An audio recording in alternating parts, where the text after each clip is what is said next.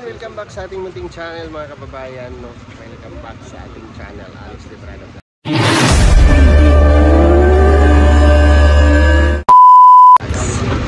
Ayan mga kalangga, nandito na tayo sa Lipata Airport, ay port. Lipata Port pala. Port of Lipata, Surigao. So, thank you po kay Tita Lani, Tibelia, at naka-discount na naman tayo for Montenegro Shipping Company. Ayan o. Thank you Tita Lani, Tibelia. Thank you. Ay! Baka muna kayo lahat. Alas 12 pa yan. Oo. Nagilid pang makalis ng alas 12 yan. Wala na kasi. Gawin na kayo. Kung hindi mapupuno, ulit mga alaunod sa makalis. Magpalamig po na kung gusto nyo po. Livin muna tayo dito. Livin tayo kanina. Kapag hindi man kayo papasok dyan sa sakyan, papasok mo, dadaan mo tayo ng terminal. Papa kayo dyan, maglalakad lang kayo dyan. Pasok ka muna yun. Ay di, pasok nyo doon. Mas 12 pa ka. Saan mag-waiting? Asa mag-waiting? Ang next step ng ticketing mo kan mo sir, pagkatapos mag-ticket, may additional kayong tax doon. Doon sa LGU, 50 pesos. Wala na kayong babayaran ng terminal fee doon sa loob. Under maintenance kasi yung terminal fee. Okay. I-pay na lang sa unit ang gagastos nyo. Diyan mismo sa ano? Dito na sa gawing kanan sir, bago makaya-express ng gito. LGU, 50 pesos. Tapos na lang yung ticket namin, tapos kung hawak sila. Saan mag-ano, waiting? Sir?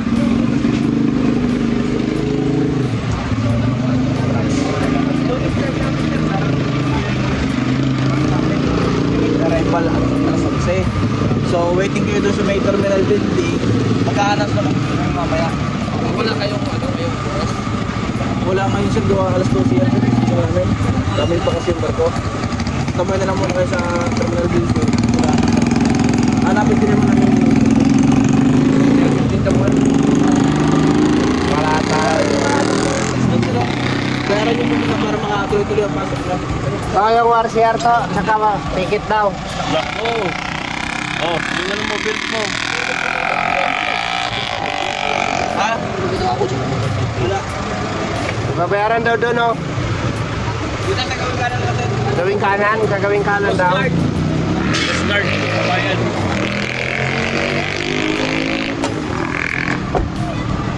So ayan, magwi-waiting tayo ng ilang oras para makaalis. Wala tayong magagawa kasi yun yung schedule nila. Maalis doon. Limited lang yan, no? Limited pa lang. Kasi pwedeng maging alauna yan. Pwede mo mangyari maging alas 2. Maging Kasi alas ang pinaka-estimated namin na makalis yan, yung alas 2 namin schedule talaga. Mostly sir, mga alas 2 talaga makalis yan.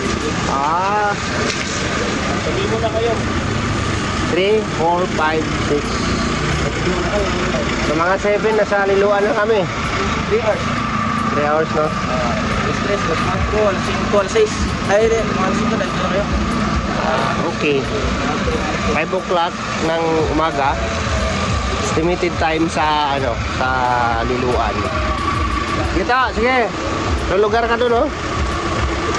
Lawak doon. Yan si Bungo. Bayad na kami. So 3,000 plus ang nabayaran. Ka-discount tayo. Unlike dun sa hindi natin naabutan yung Montenegro from saan ba yun? Liluan to Surigao, no? Liluan to Surigao, sa Paskat tayo nakasakay, umabot tayo ng 8,000 plus, no? Thank you kay Tita Lani sa discount, no? At sa ka-discount, malaking discount yan, no? At sa Paskat, ang binayaran namin is almost 9,000. Nung nag-Paskat tayo, hindi tayo naka-discount sa Paskat, ang binayaran natin doon 8,000 plus. Dito 3,000 plus lang. Laki ng diferensya, no? Ang laki ng diferensya. Yung mag-waiting tayo, wala tayong magagawa. Ha? Ano? Ayaw niya. Ha? Ayaw niya. Lalakad mo pa yan. Bukas ng gabi tayo darating dito. Kasi estimated yan sa Liloan, mga alas 6, alas 5. Tatakbo tayo, gagabihin tayo. Pero madadaan natin araw yun. Oo, Eh yung Albayog nga, ilang oras natin tinakbo yun eh, galing Tacloban eh. Matnog, 11 hours yan. Liloan to Matnog. Hindi, Liloan to Alin. Oo, Liloan to Alin. Sa Alin tayo sa kayo ulit eh. 11 hours. Ilang oras ko yung biyahe, papunta ka no? Alin? Hanggang yan. Apat na oras pinunta ni tayo. 3 oras mahigit. Papuntang ano yun, Liloan, di Alin. Ha? Ah, luluan. So hindi tayo inabot kasi medyo nadili tayo sa daanan, no? Medyo nadili tayo sa daan. Kaya hindi namin nakuha yung target na oras. So no choice, no? Kasi hindi man natin kabisado yung pangyayari, hindi man natin alam yung pangyayari sa kalsada. So ngayon, oras ngayon ay magna 9 o'clock ng gabi, no? Alas 9 ng gabi dito po sa Port of Lipata. So maghihintay daw ng alas 12 kasi 11 daw darating yung barko, kung darating ng alas 11. So maglo-loading sila ng 12 o'clock, siguro makaalis yan is 1 o'clock to 2 o'clock ang alis. So wala tayong magagawa kasi yun yung ano nila. So ngayon, ano muna tayo? Ano tawag nito? Mag-relax muna tayo dito sa Port of Lipata. Kasi mamaya pang ano yung ano. So wala. No choice. Sorry.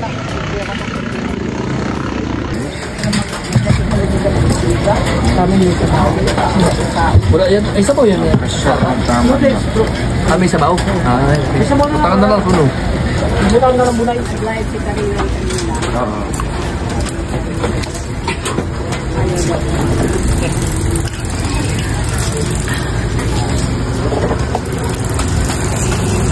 Alpe! Ay! Kailangan kain na kayo.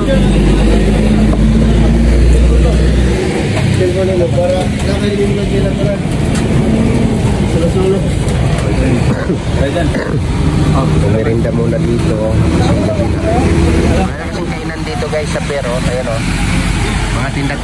Mga tinda-tindahan na lang dito guys. Wala nang mga. Ito may Paris dito o. Paris. Hindi namin trip ng mga Paris. Maulan po sa Surigao.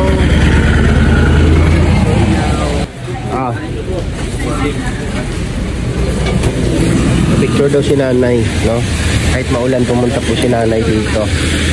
Grabe naman yun si nanay. Thank you.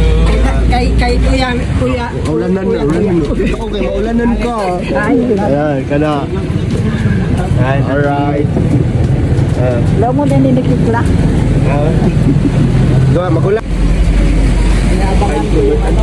Kamot si Marius. Ay, meron po po.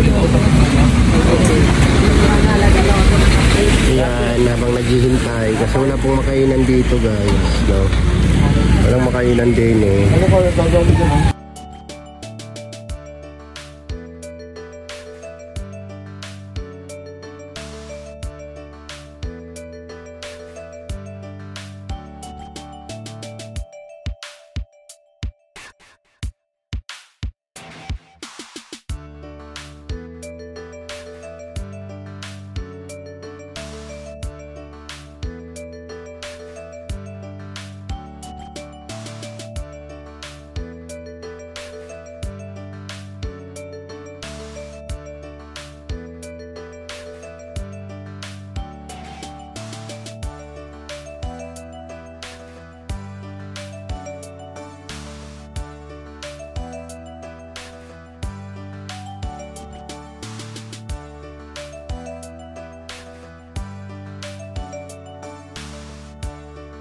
So ayan, tambay tayo dito. Dito kami sa ticketing ng Montenegro. Minomonitor namin kung anong oras makakaalis. So alas 2 daw talaga. Sabi niya na alas 2. Hindi sure ball. Pero posibleng mapaaga, posible ring umabot ng alas 2. So huwag naman sana lumagpas, no? At sasabak na naman kami ni Kuya Victor ng init sa loob ni Bongo, no? Para kami pinasok sa pugon doon sa tanghali. Traffic. Ang init. So yun eh, resulta ng mga mukha namin. Harap nga dito, pre. Ha? Okay pa naman. Okay pa naman yung mga mukha natin. Okay pa? Nagpunas ako ng 3 punas sa basang tissue para matanggal yung mga uling-uling sa mukha. Kaya ayun, abang na lang po no, sa mga channel ng Ibala na kay Dudong sa mga update po namin ito. Update. Dito tayo sa Surigao. No? Still waiting muna tayo hanggang alas 12. Kasi maglo-loading daw ng alas 12 o alauna. Hintayin natin. Hintayin natin. Ito kami, Victor and Kim sa dito. Nandun na sila. Pumasok na sila sa terminal nila. Kuya Ringan, sama si Bungo. So, bye-bye and God bless. And see you next vlog mga kababayan. Maraming salamat sa iyong suporta at pagmamahal. And see you next vlog. Bye-bye po. God bless mga palangga and mga kababayan. So, thank you so much and to God be the glory.